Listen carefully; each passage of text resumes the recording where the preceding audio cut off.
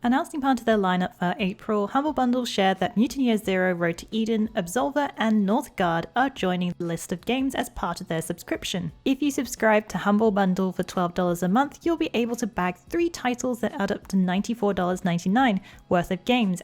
Adding to their lineup of titles, Mutant Year Zero, Road to Eden, Absolver, and Northgard are available for April.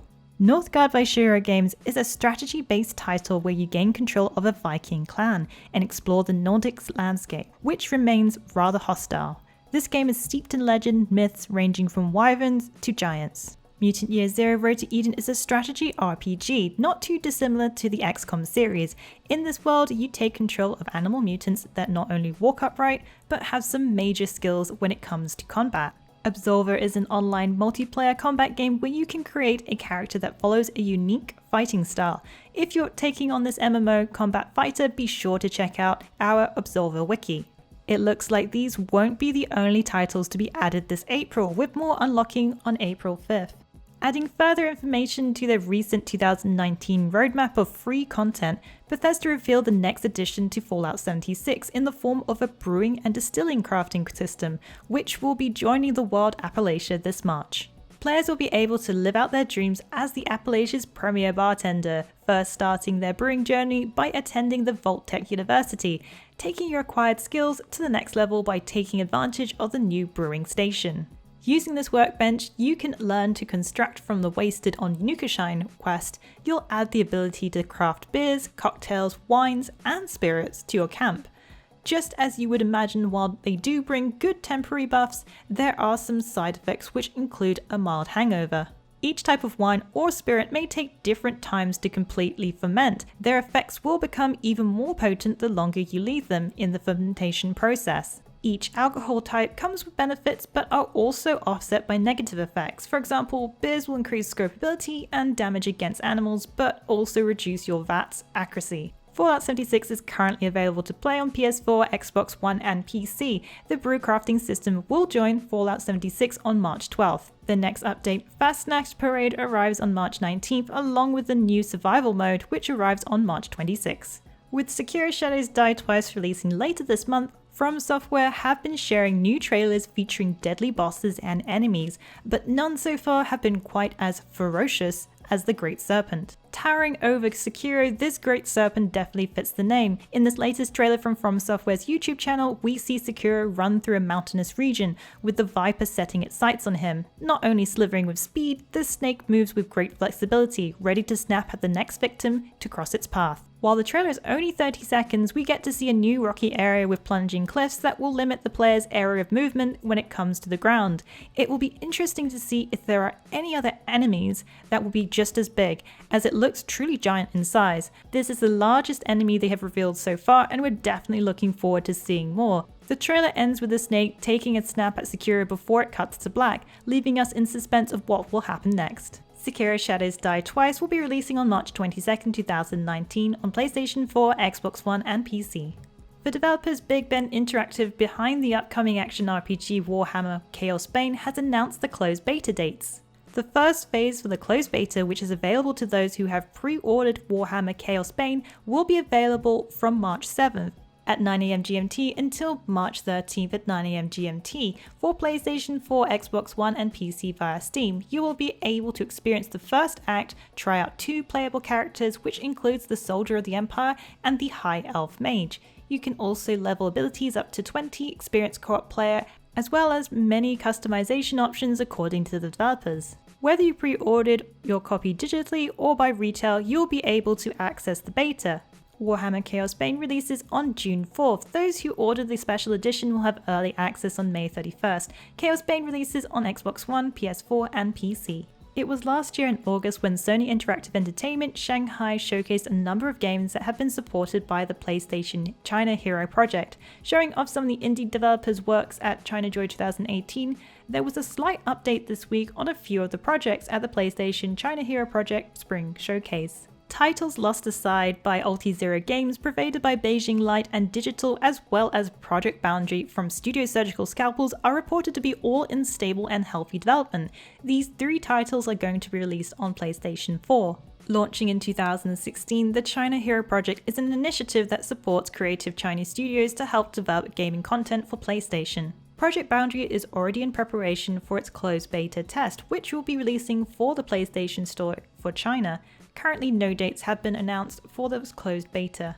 Lost Soul Aside is an action RPG that gained great notoriety when the developer Yang Bing posted his first demo on YouTube. Little did he know at the time that it would be met with such a great response. The game ultimately is a hack and slash which looks like a blend between DMC as well as Nier Automata. Produced by Pu An, Proveda is currently under development using Unreal Engine 4 and follows the different perspectives of a growing crisis that hits a city in China. The producer strongly believes in his team's potential and the talent for his artists to be creating a gaming experience that takes inspiration from the Chinese culture, with an interesting appeal to an international audience. Project Boundary delves into an outer space experience combining VR with first-person shooter game mechanics.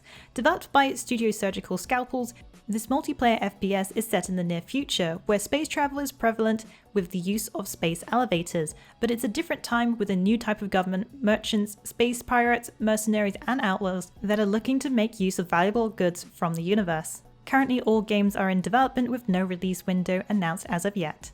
Taking some talent from the Witcher 3 team, CD Projekt Red's upcoming title Cyberpunk 2077 will be gaining Konrad Tomakiewicz as design director. Originally the game director of The Witcher 3, he will now be taking the promoted title of design director for Cyberpunk 2077. The news popped up on the Cyberpunk 2077 subreddit when a LinkedIn user spotted the title on his profile. Now design director Tomakiewicz has steadily risen through the ranks at CD Projekt Red, starting as junior tester for the first Witcher title in 2004, now with over 15 years working for the developer. But this is not the only news from CD Projekt Red this week. A new video has been shared by PlayStation featuring the developer as they share the thought process of the game's progress. The highlight video features members of the CD Projekt Red team as they reflect on the development process, even sharing how after releasing the teaser video in 2013, going almost silent for 4 or 5 years. For them this was a challenge as their community was very excited to hear anything about the game that was a brand new IP. The video also shed more light on Cyberpunk 2077, stating that the development is far from over, which could mean there might be some time before its release. It features the importance of character customization for players, which for a developer known for the detailed character design such as The Witcher's Geralt, is a new path for them to take, allowing players more freedom with their protagonist. The importance of first person was also spotlighted as it gives you a more immersive feel according to level designer Miles Tost. We're left with the tagline, "It's still coming when it's ready," meaning there is no current timeline for the release date. Cyberpunk 2077 will release on platforms PC, PS4 and Xbox One. Publisher Modifius Entertainment announces they will be releasing an officially licensed Fallout pen and paper RPG, which is set to release sometime in 2020. The pen and paper RPG for Fallout will use Modifius Entertainment's 2D20 system, which is the same system used for Mutant Chronicles 3rd Edition and Star Trek Adventures RPGs. So far, there is no title for the Fallout tabletop RPG, and it will be next year when it gets its launch. Sam Webb, head of role-playing game development at Modifius, will be taking the lead of this project, a longtime fan and also worked on the previous games such as Star Trek Adventures. But this is not the only Fallout-themed project planned. There is also an expansion for the tabletop miniatures game Fallout Wasteland Warfare in the works. The expansion for Fallout Wasteland Warfare is expected to launch sometime this summer 2019, while the Fallout pen and paper RPG is set to release sometime next year. PlayStation have announced support for a range of devices with the launch of PS4 firmware 6.50, as well as launching a new app for iOS, meaning you can now stream PS4 games on your iPhone or iPad. The new app allows iOS owners to play via their phone or tablet using the virtual buttons that work both in portrait and landscape modes.